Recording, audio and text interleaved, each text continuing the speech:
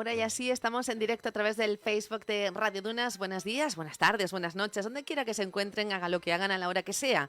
Ahora mismo aquí en Canarias, las 11:17 de la mañana, en Más Palomas, Costa Canaria. Como ven, estoy muy bien acompañada y siempre que abrimos el Facebook es para recibir, pues eso, a personas invitadas y que además les agradecemos siempre que acudan a nuestra llamada, como es el caso del joven historiador, pero con muchísima pues sapiencia sobre todo y muchísimo conocimiento, Samuel Vera Bordón, que ya está, como lo ven ustedes ahí, en el estudio de la radio. Buenos días, Samuel. Buenos días. ¿Qué tal? ¿Cómo estás? Muy bien. Bueno, ¿y ya me permites ya tutearte? Sí, por supuesto. Gracias, Samuel. Bueno, yo decía, tenemos la super suerte de tener a un joven historiador, pero con muchísima información y con muchas avidez, además de más conocimiento. Tanto es así que ha participado y participa en muchos proyectos en San Bartolomé de Tirajana y también es requerido en muchos lugares, no solo de San Bartolomé, sino de muchos lugares, ya no solo tampoco del archipiélago canario, sino más allá todavía. Y la participación de Samuel Vera Bordón en esta ocasión en la edición nueva que tendremos en la Villa Mariana de Teror, donde los 21 municipios de la isla participan en esa romería ofrenda a Nuestra Señora de la Virgen del Pino, y que también San Bartolomé de Tirajana va a participar en el día de mañana, sábado 7 de septiembre. Y es que este año la carreta rinde homenaje a la ermita de San Fernando de Maspalomas, el patrimonio eclesiástico más longevo después de la iglesia de San Bartolomé, y la idea partía precisamente del propio Samuel. Sí, tuve la... Bueno, si me permites, me gustaría decir una cosa. ¿Sí? Ahora que he llegado a los estudios. Como sabrán muchas de las personas que nos siguen, hoy vengo a hablar de historia en gran medida y me es inevitable acordarme de una persona que lo hacía hasta hace poco, que nos dejó este verano.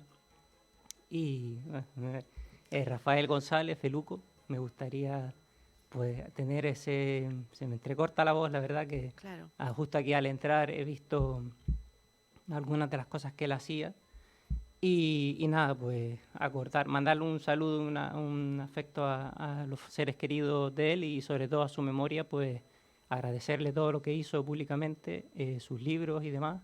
Y aunque hoy no es el tema del que vamos a tratar, pues estando aquí en el lugar en el que él venía todas las semanas, es que me era imposible no decirlo, ¿no? Un saludo, un abrazo fuerte, que descanse en paz la figura de Rafael González Ortega Feluco, con mucho cariño. Muchísimas gracias, Samuel. Ha sido un bonito detalle. Efectivamente, nosotros también a mí todavía me cuesta llegar aquí, que llegue el miércoles y que el día antes no esté hablando con él de lo que va a pasar el día siguiente. O sea, efectivamente. Pero muchísimas gracias, sentidas sus palabras. Y en honor a él también, ¿por qué no? Porque a todo lo que él hacía y que se ocupaba y preocupaba también, Samuel, yo creo que en este caso la participación, como decía yo, ¿por qué la ermita? ¿Por qué propones tú la ermita? Una ermita de la que no se conoce mucho, excepto todo lo que tú te has ocupado y preocupado en investigar.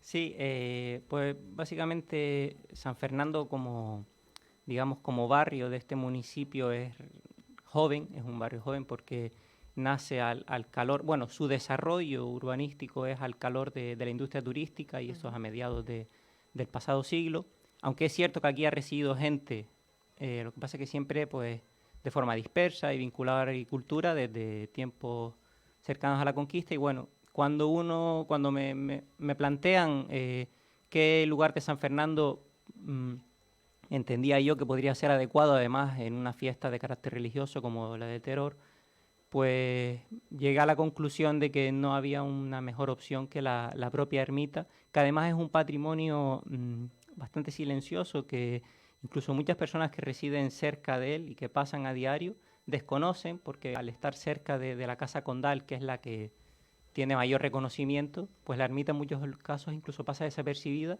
y estamos hablando de un patrimonio que tiene de fecha del siglo XVII.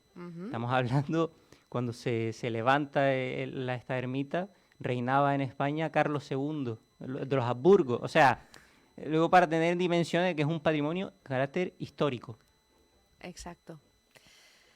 Y sin embargo, yo creo que hay personas hasta de San Fernando que no saben que está la ermita ahí. Sin duda, sí, O sí, sea, totalmente. porque antiguamente sí había momentos puntuales a lo largo del año que se abría la ermita, por ejemplo, por la época de las fiestas de San Fernando, por ejemplo, pero si Se no sigue es... haciendo, se sigue haciendo. Yo estuve este año Ajá, precisamente, pero es verdad que no es un acto que tenga una afluencia muy notable. O sea, sí. se estaba ahí, éramos poquitas personas las que acudíamos y bueno, vamos a intentar al menos aprovechar este ratito de radio para que la gente conozca un poco más, sobre todo la historia que hay detrás de esos muros. ¿Cuáles son las dificultades con las que te has podido encontrar para buscar ese tipo de información que no hay mucha? Bueno, a nivel ya así más metodológico, existe una obra, también, le mando también un saludo a Pedro Franco, que es otra persona con la que me une el amor por la historia de este lugar. Él siempre hablaba de que existe como una Biblia tirajanera, una obra que se llama Los Tirajanas de Gran Canaria, de Santiago Cazorla, Ujú. que fue un clérigo, creo, aquí en San Bartolomé de Tirajana. Y digamos que esa obra es la obra de referencia, donde se hace alusión a una investigación que había de la ermita, pero la información es escasa y que nos sitúa que la ermita pues se levantó a finales del siglo XVII y que, bueno, un poco para contextualizarlo, si me permites, Sí. voy a echar el rollo ya, así que a la gente, No, pero está bien porque es una quien esté manera... escuchando, ahora es el momento que pueden salir corriendo si quieren. Nada, No, no, ya no, no. lo intentaré hacer de forma didáctica, estamos... Abrir más los paneles Este, auditivos y además los ojos para captar todo, sí, porque yo creo que todo esto va a promover que luego quieran visitar realmente la ermita para sí, ver el si no la han visto todavía. Y si la han visto, casi siempre no da tiempo a quedarte con todos los detalles sí, y ya verla sabiendo lo que nos vas a contar mucho mejor. sí, sí, sin Así duda. que estamos Hay abiertos, que generar expectativas ahí, claro vamos que a ver. sí. Bueno, entonces, como ya la gran mayoría de la gente sabe, en esta isla hubo una población aborigen, unos antiguos canarios, hubo un proceso de conquista, llegó la corona de Castilla.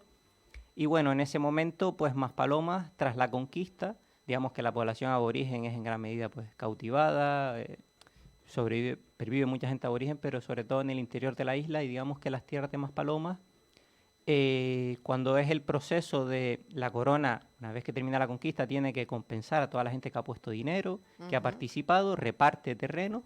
Por ejemplo, a Güimes se entrega al obispo porque la iglesia participa en la conquista y San Bartolomé de Tirajana queda pues sin repartir, digamos.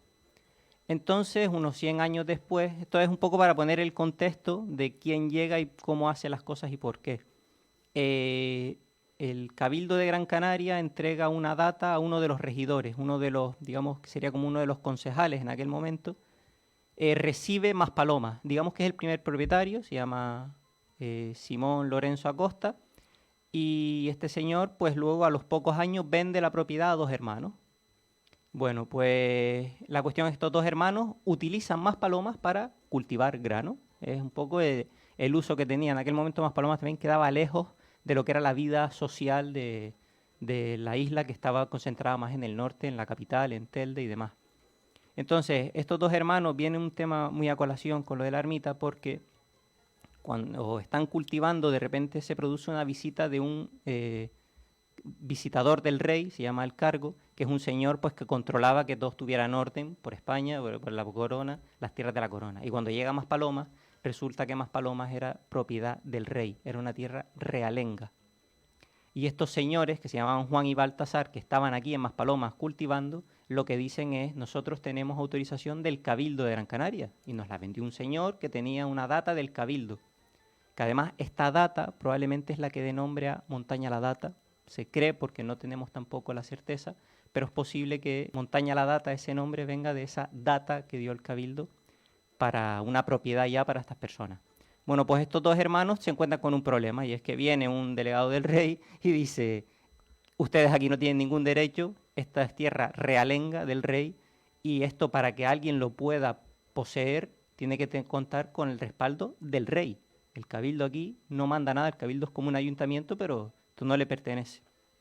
Entonces digamos que en Maspalomas, bueno, se deriva de este pleito que los hermanos pues reclaman, intentan al menos hacer la manera para seguir poseyendo Maspalomas, y consiguen 2 meses después de que se les haya prohibido que se les permita, por una razón que también es interesante para la reflexión, y es que no se les da la propiedad, pero se les permite seguir aquí porque hay falta de grano en la isla. Y entonces es una cuestión de pragmatismo, se permite que esta gente siga en Maspalomas, estos dos hermanos, porque la situación en la isla, y también es algo que nos tiene que hacer reflexionar del periodo en el que vivimos y de que no ha pasado mucho tiempo desde entonces, el grano, estamos hablando de la alimentación más básica, Claro. escaseaba en la isla. Y entonces se hace un poco a la vista gorda y se permite que estos dos hermanos, Juan y Baltasar Pérez de Villanueva, sigan aquí en Maspalomas. Pero digamos que es una situación irregular de inseguridad. Entonces estos señores pues van pasando los años y dejan en herencia al sobrino de uno de ellos, al hijo de uno de ellos, a Mateo Pérez de Villanueva, que es el señor que va a promover la ermita. Pero hay que tener en cuenta esto que estamos hablando, en una situación de irregularidad, de que las tierras en realidad se han permitido que estén aquí en Maspalomas, pero... De aquella manera. Claro, Mateo Pérez de Villanueva, este señor que llega, es muy interesante porque es el párroco de Agüimes. Es el cura de Agüimes el que hereda a Maspalomas y evidentemente, pues, sobra decir que si es cura, lo que es la vida religiosa, además en aquel momento le va a dar cierta relevancia. Entonces podemos entender promover la construcción de la ermita, es importante porque es que quien posee Maspalomas en aquel momento, aunque de forma irregular, es un párroco. Claro. Y entenderá, claro, en aquellos momentos en los que no existían carreteras, los desplazamientos eran como eran, pues muchas de las personas que habitarían en el sur, seguramente a lo mejor el domingo, que era el Día del Señor y demás, ir hasta Tunte o ir hasta Juan Grande o a Agüimes a misa, pues seguramente, por lo que sabemos de documentación, mucha gente se escaquearía y de ahí la importancia también de una ermita aquí cerca para asegurarse que todo el mundo siguiera esa doctrina religiosa. Entonces, Mateo Pérez de Villanueva, como se puede imaginar muchos de nuestros oyentes, va a tener el mismo problema. Un fiscal de la audiencia ahí a nivel de España, pues ya pone el ojo de nuevo en Maspalomas y dice, oiga, señor, que estos son tierras realengas y usted aquí no tiene derecho. Y entonces ya Mateo Pérez de Villanueva, el cura de Agüimes, que está poseyendo San Bartolomé de Tirajana, Maspalomas, perdón, ya se mueve ya en altas instancias, escribe al rey Carlos II, el último rey de los Apurcos, conocido popularmente como el hechizado, para que ya se legalice esta situación, se acabe con esa inseguridad jurídica. Y este es el contexto en el que se va a construir la ermita, y es porque ya en octubre de 1680, el rey Carlos II concede una real cédula a Mateo Pérez de Villanueva, reconociéndolo como propietario de Maspalomas. Y ahora es cuando ya con esa seguridad jurídica, esto también nos puede evocar a temas de actualidad, al final la vida siempre tiene ese carácter, no hemos cambiado tanto en algunos aspectos. Exacto. Y ahí es cuando ya Mateo Pérez de Villanueva, con ese respaldo de saber que no se le va a expulsar, que no va a venir un representante del rey a decirle estas tierras son del rey, ya empieza a promover, digamos, se empieza a invertir más y en la construcción sobre todo, si estamos hablando de tierras de cultivo, pues de acequias. Y tenemos en la constancia de que salen acequias del Barranco de los Vicentes, otra presumiblemente del Charco, se habla de... A veces tenemos problemas porque la toponimia ha cambiado, se habla de las casillas del Escar. Topónimos, lugares que antes se nombraban, pero que hoy en día ya, nosotros hablamos de Sonneland, de Campo Internacional, pero los nombres antiguos no se conocen mucho. Cuesta un poco ubicar con exactitud algunos lugares, pero sí sabemos que en ese momento Mateo Pérez de Villanueva, ya una vez que la esto es de él, es cuando se promueve a finales del siglo XVII el patrimonio hidráulico para potenciar el cultivo y sobre todo la construcción de la ermita. Es en este contexto, una vez que tiene el respaldo del rey, en el que Maspalomas ya va a contar con su ermita y además presumiblemente con algunas viviendas seguramente o pequeñas casas de las personas que trabajaban la tierra, pero que lamentablemente pues no se han conservado, ¿no? Y de las que pues no tenemos constancia. Y además ya en este momento hablamos de que en octubre el rey entrega la cédula, en febrero se hace oficial, en torno al 10-12 de febrero, y aquí viene una aportación que no está en el libro de Santiago Cazorla, porque es un trabajo posterior que hace un investigador llamado Alexis Brito González, y que yo he podido un poco unir piezas con cosas que estaban por ahí sueltas, de tesis doctorales y demás, y es que aparece la figura de un italiano, un veneciano, señor Gotardo Calimano, al que se le nombra en la obra de Santiago Cazorla León, pero la cosa queda un poco en el aire porque Gotardo Calimano era para ponerlo en contexto, para que la gente lo conozca, venía de Venecia, en aquel momento Venecia era una potencia económica, tanto Génova como Venecia habían heredado pues el comercio del Mediterráneo, ahí donde estaba, hecho aquí en Gran Canaria, la primera industria fuerte que hay es la industria del azúcar, y quien pone el dinero ahí, la inversión, son en gran medida comerciantes italianos, estos genoveses y venecianos, que son los que tienen capital, incluso le prestan a la monarquía. Pues este señor estaba muy interesado. ¿Por qué llega hasta aquí, no hasta Canarias? Alguien podría preguntarse, ¿qué se le pierde por aquí?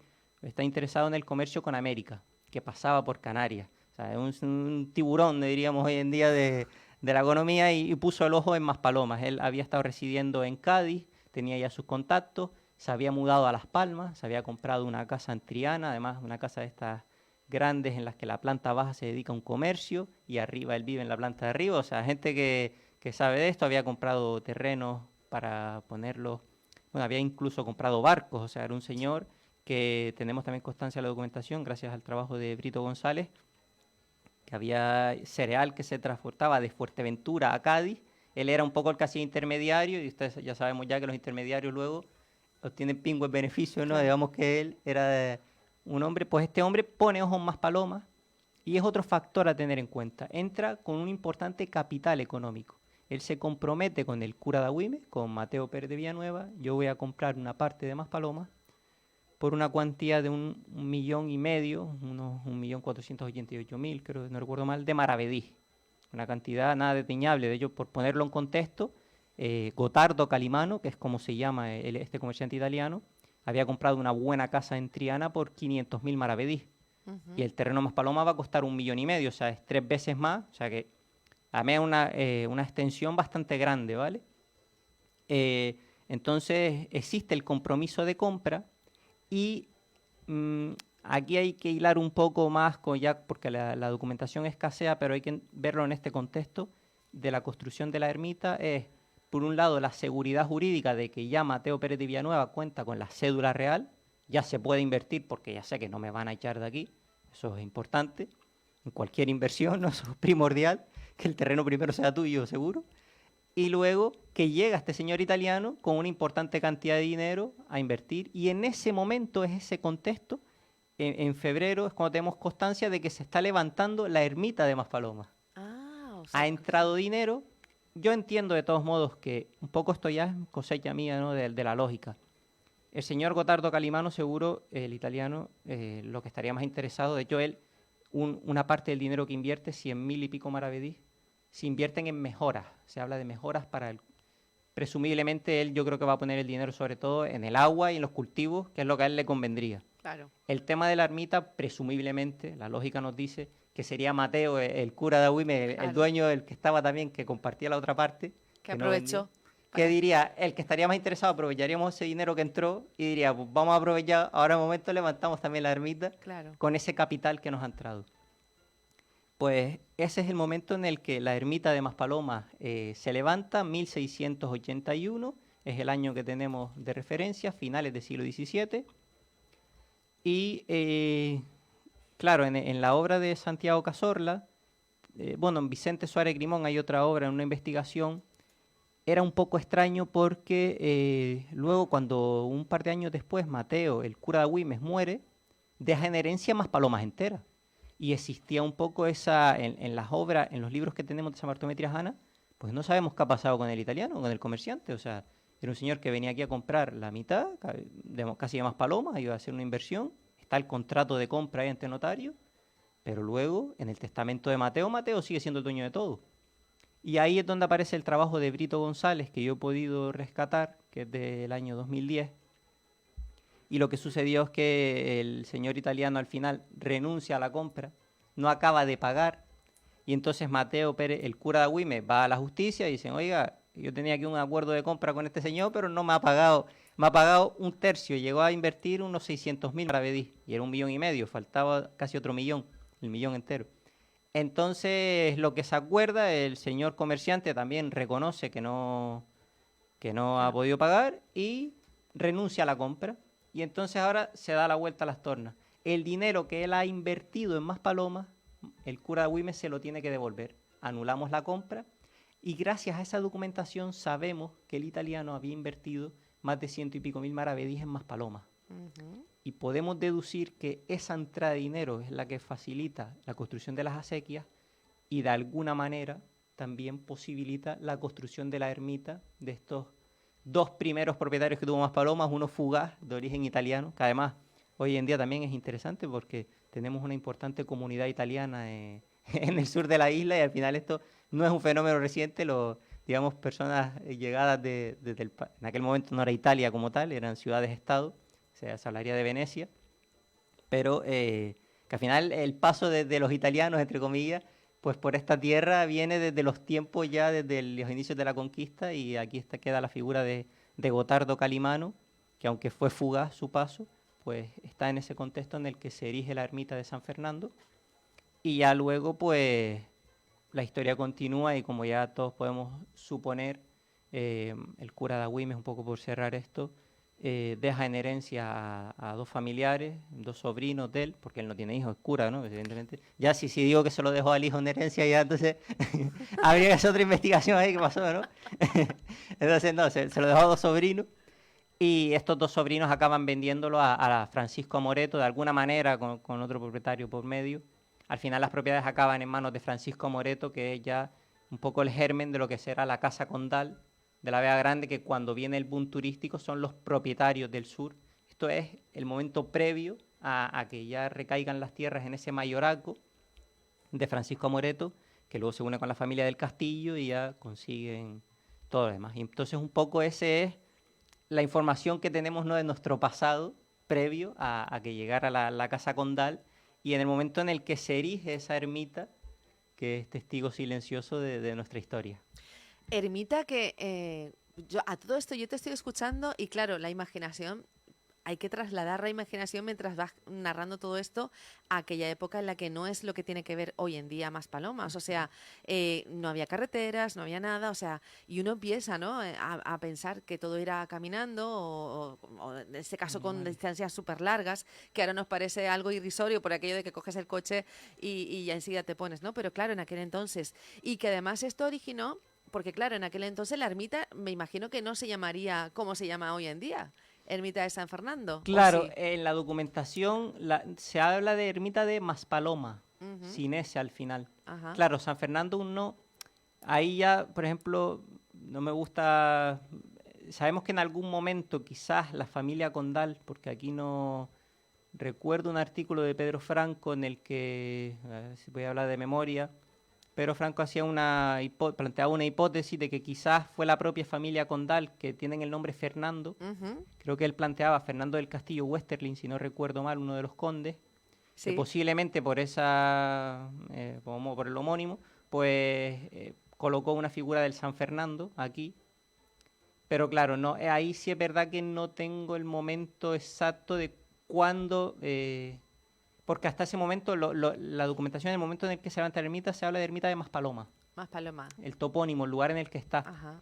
Claro, la ermita en principio debería tener alguna vocación, pero ahí lamentablemente, a lo mejor en un próximo episodio, Y además yo pensando que además personalmente... era Mateo Pérez de Villanueva, era de Agüimes, Era el de párroco Agüimes, de sí, Agüimes. también fue párroco en Tirajana. Ah, bueno. Lo que pasa es que en este momento en el que heredó era de Agüimes. Ujú. Luego lo de Tirajana ahí, en la biografía, sé que tuvo algún cargo posterior, pero sí, también estuvo por Tunte, o sea, fue un señor que tuvo, en aquella época la iglesia tenía también Claro. su importancia, no estamos Sí, hablando de sí. los tiempos de ahora. Bueno, de hecho, el señorío de Agüimes, que era Agüimes Ingenio, era propiedad del obispo, o sea, Ujú. que tenían su propia legislación, dominaban sus propios alcaldes y demás, o sea. Con la iglesia hemos topado. Sí, sí, sí, sin duda. Eso es. O sea, que estamos hablando de un señor, claro, posee más paloma, pero un señor, no es un cura humilde, o sea, un señor que tiene, Claro. además contaba con más propiedades. De hecho, él para cuando él se ve que le tiene que devolver el dinero al italiano, a Gotardo Calimano, si no recuerdo mal, tiene que entregar propiedades, claro, no contaría con el dinero en efectivo a lo mejor, y sé que se entrega como una propiedad en Vegueta, que está Ujú. valorada en unos 100 y pico mil maravedís, que la tenía en propiedad Mateo Pérez de Villanueva. O sea, que él, digamos, que tenían patrimonio, son personas, Maspalomas no era lo único, y de hecho el italiano Gotardo Calimano, que renunció a Maspalomas, también me acaba esa curiosidad, ¿no? Podría haberse visto en bancarrota, además, nada más lejos de la realidad, porque luego compra terrenos en el norte de la isla y seguimos la constancia. Él estaba, sobre todo él se casó con gente de Canarias, con gente española y demás. Él lo que quería es que le dieran carta, el rey le diera permiso para comerciar en India, porque él era extranjero. Claro. Entonces compraba terreno. Él mismo cuando presenta al rey la carta lo que pone es, tengo tierras en España, me he casado con una española. De hecho, una de las ideas del italiano, me acabo de acordar. Tuvo visión el italiano. Sí, sí, sí, sí, mira, los descendientes hoy en día dirán, anda que, Tuvo visión, ¿qué tuvo más te visión. da 1 millón más de maravedí? Luego lo que venía 500 años después, lo que es la vida, ¿no? No Sí, sabemos. desde Ya luego. el apellido serían Calimano, aunque creo que hoy en día, no sé cuántos quedarán hoy en día por ahí, pero puede que haya descendientes, actuales de... Y de hecho una de las ideas de Gotardo Calimano, claro, o sea, al final no se llevó a cabo porque él renunció a la venta, pero era dejarle a su sobrino político, era de la familia de la mujer, que era española, Ujú. dejarle un terrenito para él se iba a ordenar sacerdote, el sobrino se iba a ser cura y demás, y dejarle un terrenito que ya con ese terrenito él iba a tener su sustento. O sea, dejar colocado aquí ya una familia, pero claro, el sobrino, cuando se anuló la venta, pues Se quedó a dos la habrá velas, colocado en otro lado, seguramente, no, seguro. lo perdemos en la documentación, pero bueno, ese es un poco el funcionamiento de la sociedad de aquella época y lo que es el origen de lo que somos hoy en día. Eso te iba a decir, lo que podríamos entender hoy en día si rascamos y vamos atrás, porque al final es una continuidad de lo que ocurrió en aquella Sí, época. lo esencial, sí, al final hay gente buscándose la vida, hay gente que es más avispada buscando más el negocio, otros más la vida espiritual y demás, pero ahí estamos, somos más o menos los mismos. Si yo te contara, Samuel. Bueno, en cualquier caso, esta es la historia que yo creo que no solo, claro, las personas van a ver la ermita de San Fernando representada en la carreta que representa a San Bartolomé de Tirajana, en lo que es la romería ofrenda a Nuestra Señora de la Virgen del Pino mañana sábado, 7 de septiembre, pero esta historia, ¿cómo pueden acceder a que, aparte de escuchar Radio Dunas, por supuesto, Claro, sí. escuchar y ver, porque como se va a quedar en el Facebook de la radio, creo que también va a tener la oportunidad las personas que se acerquen a la Villa Mariana de Terora tener un presente que también donde van a encontrar esta historia. Sí, eso me lo han chivado, bueno, ya, bueno, Ya no sé lo va si a lo archivar, pero comentó, nos lo la va a cons- adelantar él, sí, si no lo comentaron ayer, que creo que sí, sí, no creo que estoy la muy segura. concejala lo pudo comentar Sí. ayer, Yilenia Vega. Yo escuché la entrevista, pero no recuerdo bien, pero no adelantaba yo mucho, pero sí que se iba a, digamos que una parte de esta información que yo he relatado, va a haber un Ujú. texto.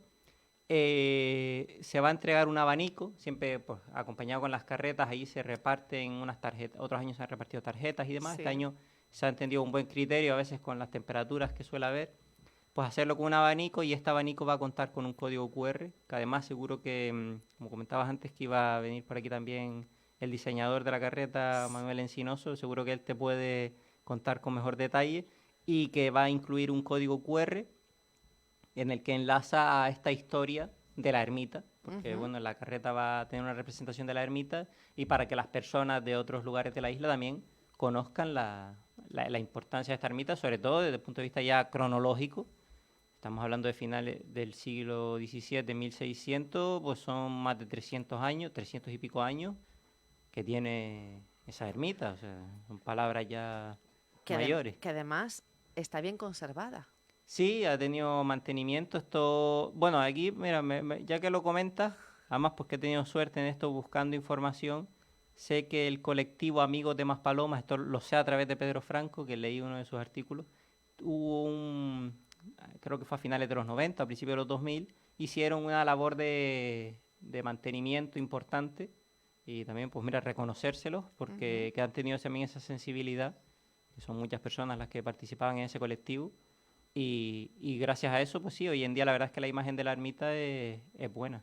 Ahora justo cerca de la ermita va a haber una transformación también de ese lado de ahí, que no lo voy a adelantar, o sea, lo leí a través de un Sí, comunicado que sí, llegaba de prensa, pero bueno, va a tener una importante reforma también, se va a convertir en un lugar donde los conductores sobre todo van a tener donde dejar sus vehículos, pero que sepan que va a estar cerquita, bueno, al lado de la ermita. Sería interesante a lo mejor empezar que no sé si pudiera ser o no, abrir más en el tiempo esta ermita para visita e incluso a lo mejor algún tipo de encuentro, ¿no? Entre personas que pudieran dar charlas de contar la historia de años atrás de Maspalomas e incluso de la propia ermita y de todo lo que tenga que ver el territorio cercano a la ermita Sí. y demás. Sobre todo porque al final tiene que ver con la historia de Maspalomas, es parte de la historia de Maspalomas, es parte de la historia de los que vivimos en Maspalomas, Sí. seamos o no maspalomeros. Sí, sin duda, por supuesto. Sí, esto si algo caracteriza a esta tierra es eso, que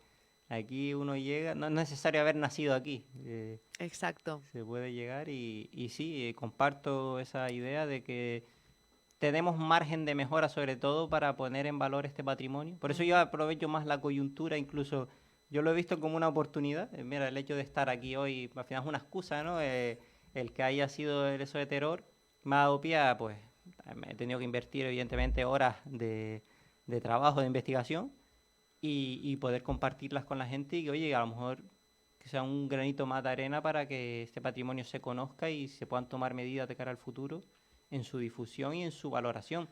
Al final, oye, al menos yo casi que me conformo, pues cuando la gente a lo mejor pase por ahí con los animales y demás, pues al menos tener consideración. A veces es que, claro, si nosotros no damos valor, los que somos de aquí, los que tal, no valoramos, a veces pues quien venga de fuera, o sea, nosotros también tenemos que sacar un poco ese orgullo, decir, oye, tenemos esto, tiene una historia detrás, tiene un valor, pues al final esto el mundo también tiene, hay que vender la moto, ¿no? Como que, no vender la moto, en este caso el patrimonio se sustenta como sí solo, pero si uno no lo pone en valor, no van a venir de fuera a reconocértelo, o sea, nosotros como garantes de este patrimonio tenemos que defenderlo y que trabajar en él. Además, si lo pensamos, si lo analizamos bien, o sea, pensamos, había un señor italiano que quería comprar más palomas, Sí. lo que hoy conocemos como más palomas, que no vendamos nuestro territorio, o sea, no esperemos a que venga alguien de fuera a ponerle valor a lo que tenemos aquí, démosles nosotros el valor y vendámoslo nosotros, en cualquier caso, pues precisamente promoviendo y promulgando la historia y engrandeciendo el territorio, porque en aquel entonces se vivía de aquella manera, estamos en el presente, estamos tenemos otras condiciones, tenemos viviendas, tenemos cultivos, tenemos agua, tenemos, bueno, lo de los cultivos voy a Sí, poner el entre cultivo comillas del porque agua, eso ahí donde por eso. precisamente esa es a lo mejor la lectura de que en aquel tiempo ellos siempre tuvieron muy claro que esa era la base Claro. de la subsistencia y nosotros pues vivimos un poco en una nube, somos más dependientes del exterior, claro, el crecer, tenemos ese riesgo, siempre va a estar ahí, pero bueno, creo que pasa con todos los territorios insulares al Ujú. final. Y también es que al final la historia, más allá de la anécdota y del interés, que hay gente que le gusta disfrutar de la historia como, pues como que ve una película o una serie. Pero también en eso depende de quién te la cuente. Sí, también, por supuesto, hay que darle ese... Porque claro, cuando el tema de historia, a ver, hay pocas personas, bueno, hay personas, ¿no? Que cogen un libro, leen, que escuchan un podcast, que ven un vídeo y se interesan. E incluso personas como tú que investigan, que les apasiona, les encantan, investigan y obtienen conocimiento. Maravilloso. Pero también está la parte en la que hay personas que quieren saber, pero no quieren moverse mucho y prefieren que se lo cuenten. Y qué bueno que encuentres a alguien que te lo cuente de tal forma que despierta más interés en conocer más. Sí. O Sí, sea, sí, eso es importante. Sí, la verdad que quienes nos dedicamos, yo lo he hecho a veces, bueno, también a veces pues me toca como profesor de dar clases y demás. A veces me vienen niños que, especialmente con los temas de historia y demás, que me vienen en plan, menudo coñazo. Y claro, yo tengo que intentar, además de que adquiera ese conocimiento, creo que la base de todo es, tenemos que hacer siempre autocrítica a quienes comunicamos estos temas, hacerlo de forma amena, agradable, no aturullar con datos, con cifras, con tal, sino ir a lo relevante, ir también a la esencia, ¿no? En lo que hay ujú, detrás. Al final estamos viendo gente que se está buscando la vida, igual que no la buscamos nosotros hoy en día, pues el italiano vino. Cabría preguntarse por qué el italiano al final renunció a Maspalomas, ajá, nos puede dar a pensar, probablemente a lo mejor la infraestructura, a lo mejor él hubiera puesto en marcha, seguramente a lo mejor el agua no era tanta como él pensaba, y los claro, cultivos, él pensaría, me puedo ir al norte de la isla, que puede ser más rentable un terreno, aquí a lo mejor el agua escasea más, incluso la infraestructura, sacar el cereal, pues también tú puedes cultivar aquí cereales, pero ¿dónde está el puerto para sacarlo, sabes? Él claro. vería, seguramente, ¿no? Vamos viendo las condiciones que tiene nuestra isla y de qué manera podemos ser eficientes en vivir de ella, aprovechar los recursos que nos da la naturaleza y sobre también preservar lo que tenemos para que esto tenga continuidad en el futuro, porque también a veces una lección también que nos deja la historia, aprovechando que estamos en ese contexto, sobre todo pasó con los ingenios azucareros, a veces hay industrias, el ingenio azucarero dio mucho dinero al poco de terminar la conquista, pero tuvo un impacto medioambiental enorme, supuso una deforestación en el centro de la isla y además al final el agua, el ciclo de la industria, los ingenios azucareros hoy en día, tenemos un municipio que se llama Ingenio, porque ahí había un ingenio azucarero, el del señorío de Agüime. Incluso aquí por Tirajana también hay un topónimo del ingenio, teníamos ingenio. Pero claro, ¿por qué cayó toda esa industria? Porque hubo un exceso y no fue sostenible. Y llegó un momento en el que la producción, si tú no cuidas, no te preocupas de que haya agua suficiente, no piensas en esa sostenibilidad, que es un criterio que estamos añadiendo ahora en nuestro tiempo. O aquí aprovechando que tengo a mi lado imágenes de la duna de Maspalomas. Nosotros vivimos de determinadas cosas, pero si no las cuidamos y no tenemos esa proyección para el futuro, los ciclos también acaban. La historia nos da una lección también de que cosas que parecían que iban a ser para toda la vida no lo fueron y depende de nosotros saber aprovechar los recursos de la naturaleza, pero viendo de cara al futuro el sustento no solo nuestro, sino del que nos van a preceder, pues aquí todos estamos de paso. Ya lo estamos viviendo, además, Samuel. Ya Por nos eso están aprovecho. avisando. Esto es como cuando te da un dolor, Sí. dice, aquí el cuerpo avisa. Pues esto Sí, es un poco igual. sí, y me acuerdo, y precisamente es que he visto ahora recientemente en la prensa y demás, ya está, las personas que somos de aquí en Maspalomas cada vez tenemos más concienciación, por ejemplo, con el tema de las dunas y demás, un poco, pues seguramente también las construcciones en su momento que se hicieron no se tenían que haber hecho y demás, pero bueno, en base a lo que tenemos ya, pues hoy en día al menos no pisarlas, no hacer un uso masivo de ellas, ya hoy en día, porque he visto vídeos recientes y demás, ya tenemos esa conciencia, vamos a cuidar lo que tenemos, que es lo que da valor a nuestro destino. Y en esa línea yo creo que vamos mejorando, vamos a nuestro paso, a nuestro ritmo lento, pero vamos a concienciarnos sobre Yo ello. ahí casi que prefiero no opinar porque si no cometería el error que jamás me gusta cometer y es hablar ya de forma personal, porque al final yo estar detrás de un micrófono no significa que yo pueda usar de ello, pero yo tengo mi propia, estoy de acuerdo contigo, pero además tengo mi propio pensamiento con respecto a esto de las dunas, que ahora fuera de antena te lo comentaré, Vale, sí, porque entiendo. claro, yo comparo con otros lugares del mundo y tú dices, bueno, es que estas cosas no deberían pasar, pero bueno. Claro.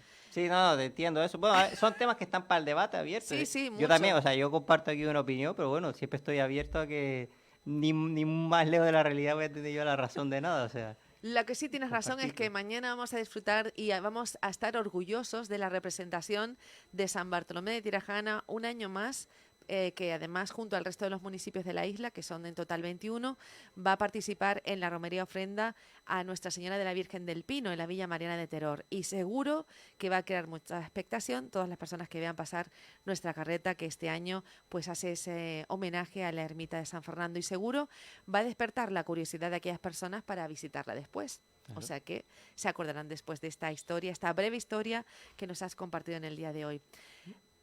Para mí ha sido un placer tenerte aquí, siempre es un gusto escucharte y si por mí fuese, yo tendría contactos más, pues así como teníamos con la persona que hablabas al principio, más ha sido sobre todo porque al final, pues eso, enamoras cuando estás hablando de la historia y despiertas mucho más el interés. Pues te agradezco tus palabras, el Sí, verlo con buenos ojos. sí, Te sí, agradezco. Samuel, no sé si tú quieres añadir algo más. No, por mi parte, pues agradecerte la oportunidad de estar aquí en esta radio, sobre todo, pues acordarme de Feluco y también otras personas también que he nombrado durante la exposición, con las que me une el amor a la historia de este lugar y que son personas que siempre han estado ahí implicadas, como Pedro Franco o como Dingo Viera, además que han dejado una serie de libros y de literatura. Al final también, si yo estoy aquí hoy y puedo hablar de esto y tal, es gracias al trabajo de gente como Vicente Suárez, como Santiago Cazorla León, como Brito González. O sea,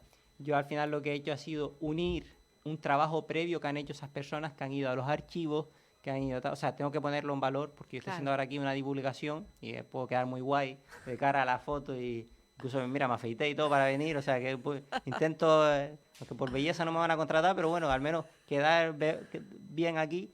Pero lo cierto es que detrás de todo lo que yo he comentado hay mucho trabajo de horas de otras personas que han estado ahí y que pues yo me siento obligado a ponerlos también en valor el trabajo de esos historiadores.